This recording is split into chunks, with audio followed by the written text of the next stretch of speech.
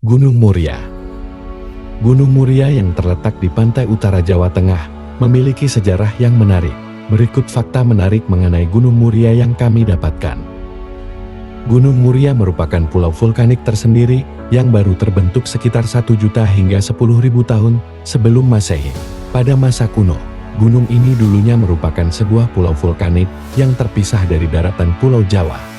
Namun dalam kurun waktu 500 hingga 1000 tahun terakhir Pulau Muria menyatu kembali dengan Pulau Jawa akibat proses sedimentasi dan subduksi lempeng.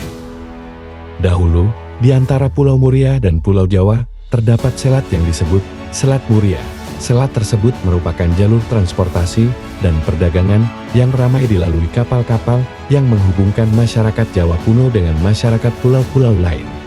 Sayangnya, selat ini tertutup pada suatu waktu antara abad ke-17 hingga ke-18.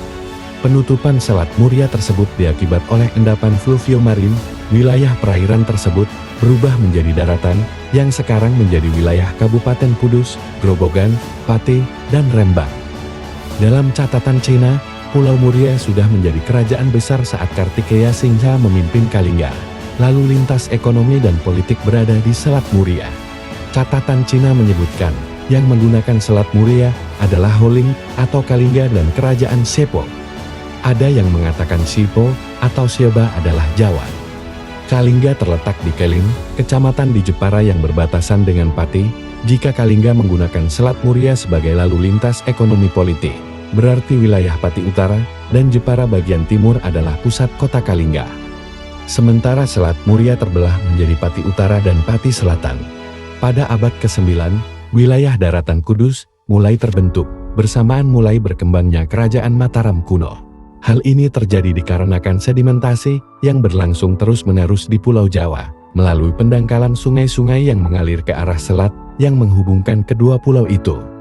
Dengan kecepatan sedimentasi 30 meter per tahun, lama-kelamaan selat tertutup dan kemudian menjadi daratan sebagai hasil proses sedimentasi.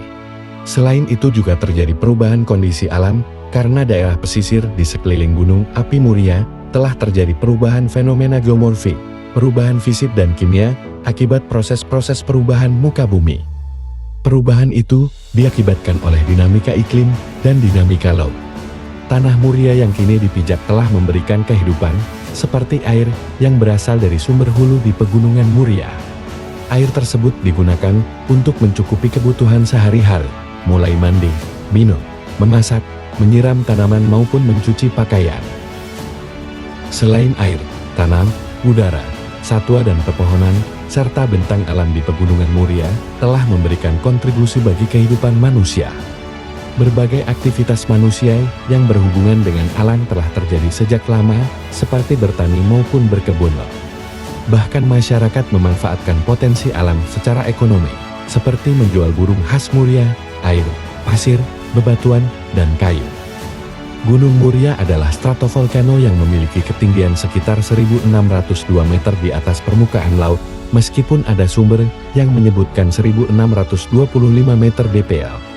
Meskipun tidak aktif seperti Gunung Merapi atau Gunung Keluk, aktivitas magmatik masih terdeteksi di bawah gunung pada tahun 2000-an. Erupsi terakhirnya terjadi sekitar 160 sebelum Masehi. Walaupun tidak terlalu tinggi, pemandangan di sekitar Gunung Muria sangat epik. Gunung Muria memiliki dua puncak yang paling terkenal, adalah Puncak Natas Angin dengan ketinggian 1.515 meter di atas permukaan laut dan Puncak Songolikur di ketinggian 1.602 meter di atas permukaan laut. Fakta menarik lainnya adalah Gunung Muria juga memiliki peran dalam sejarah agama Islam di Tanah Jawa. Gunung Muria juga memiliki peran dalam penyebaran agama Islam oleh Wali Songo, terutama oleh Sunan Muria. Oleh karena itu, gunung ini juga dikenal sebagai destinasi wisata religi ketika berada di Kabupaten Kudus.